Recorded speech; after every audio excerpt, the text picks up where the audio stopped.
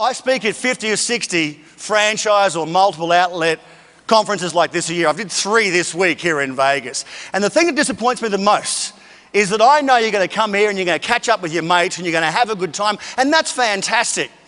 But are you going to get really deep and vulnerable with each other and really help each other out as peers? He just made a connection with the group that was so instantaneous. It's about the 7,000 people that are in this room that's going to make a difference to your life in the next couple of days. Because here's the deal. The smart guys aren't on stage. Let me just step off for a minute.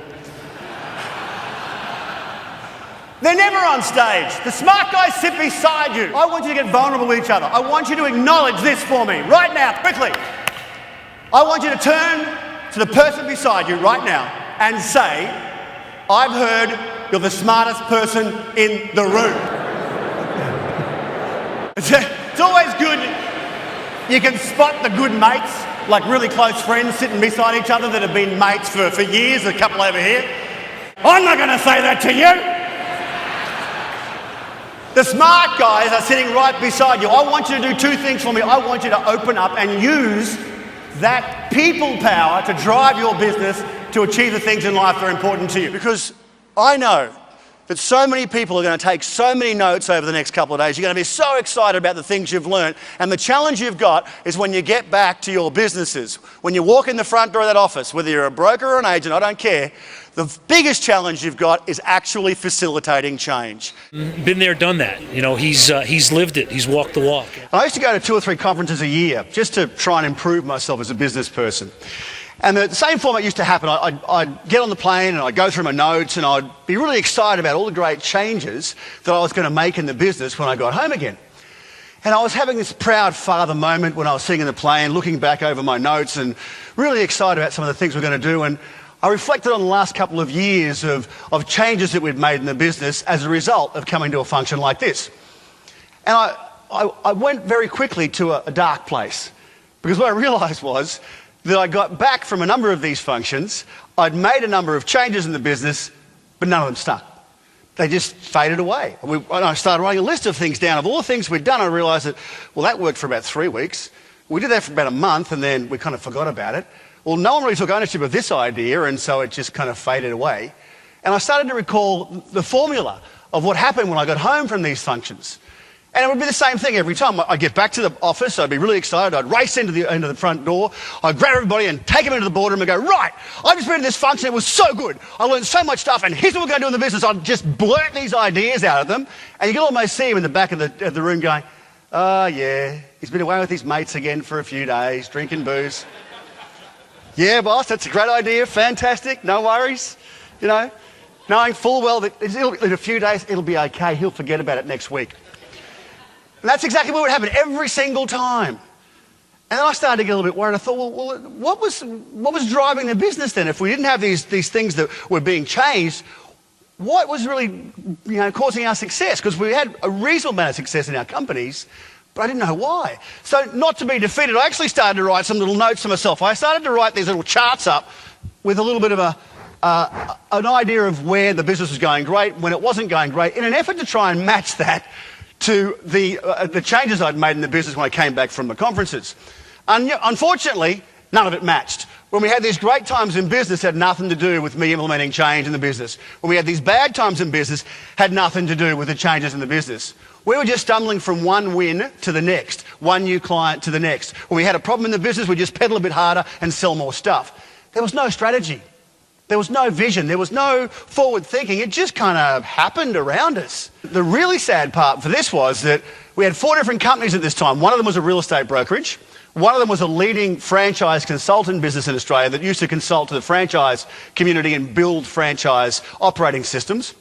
We had an advertising and marketing agency, and we just bought a technology company that specialised in web development and application development. And the business was a good little business, it just wasn't trading very well. 3 out of 4 of my companies were involved in offering services and advice to other businesses to help them grow. And yet I had no idea how we were growing our own business. And that made me very nervous. Because if I didn't know what I was doing in business, and if I had no vision and strategy, then how could I possibly engage others in the same way? How could I possibly lead our clients to a better place? And I thought, we got a problem. So I set about creating a personal plan. Now the reason I want to talk to you about this is that we always have a business plan. We have business metrics. We have things we do in business that we check off that help us manage or measure our success or our growth. But we rarely stop and do a personal plan. So I decided I was going to do this one-page plan on how I wanted to manage me to help with my personal vision. This was important to me because I figured if I could work this bit out, then the business plan should be easy because I would give the business plan some purpose. Because without vision, I can't possibly lead people. And particularly in a time like this, we get caught up in what's important here. And, you know, my race driver instructor, because I'm an amateur motorsport guy, I got a race car in Australia I get back to infrequently. I was telling him the story about how I think I might need more vision in my business. He said, well, you need more vision in your driving too, because you suck. And I said, well, what do you mean? He said, you're worried about the accident. You're watching the bumper bar of the race car in front of you. You're worried about not hitting that bumper bar. And I said, well, of course I am, because he's in front of me. I'm doing 150 mile an hour. He said, no, I want you to look 3 and 4 turns down the track. That's how you're going to win the race. Stop trying to avoid the accident and start focusing on winning the race. The presentation was awesome because it was succinct and to the point. Now this is challenging because most of us, unfortunately, live a lot of our lives down here because we get caught up on the treadmill of life and we go and go and go and go and go because we're driven by that. That's why you're here. You are here because you like being the best of the best, and that's great. What I'd like you to look at in the next couple of days is how you're going to give that purpose. That's going to help with this whole person philosophy. Yeah, great energy and very intuitive and kind of a deep thinker, which is, it's nice, it's refreshing. So now we work out what we're doing it for, the purpose. Let's start driving it. Now here's the problem we have in business. Typically what we do is we go out there and we market the business because we think marketing is going to make money. And if we make money, all the problems go away. Because if we make money, then our financial problems are solved. Once we've got the finances coming in and we're making money, then let's go and find the people to help fulfill the duties that we need filled to service our customers, because now we've got them coming in. And then along the way, we'll adjust the operational plan a little bit to make sure we accommodate with these extra staff that we've brought on. And then when we've got this thing humming, then I'll have the time to sit down and create a good strategy for my business.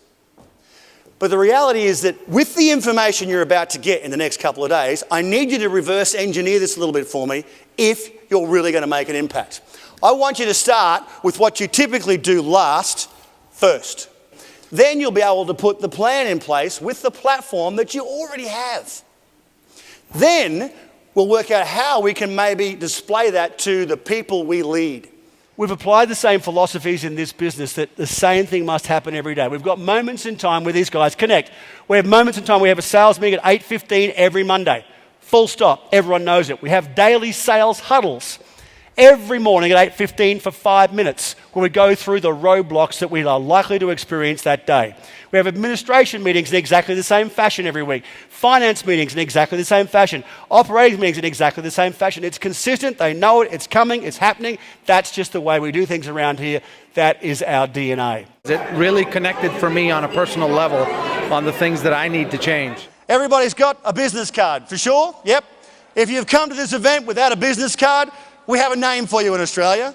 We would call you a wombat. And for those of you who don't know what a wombat is, it's a small furry creature, kind of cute, quite friendly, but not very bright. Pull out a business card for me, everybody. We'll get the lights up again. Hold your cards up. Right, now what I want you to do is I'd like you to turn to somebody you don't know around you and swap cards with them right now. Very quickly. Good game's a fast game. Where you go? On the back of that new card you've got, here's what I want you to do. I want you to write, call this guy Monday. Call this guy Monday. And I want you to ask that person one question. And the one question is, what are you going to change? And if there is nothing else that you've got from me in the last half hour we've spent together, please walk out of this room, take those business cards, have those conversations, write that plan, find those 30 minutes and make a commitment to make a change with the fantastic information you are about to receive at this year's annual meeting. Thanks for sharing half an hour of your life with me. I'll see you in Speaker's Corner.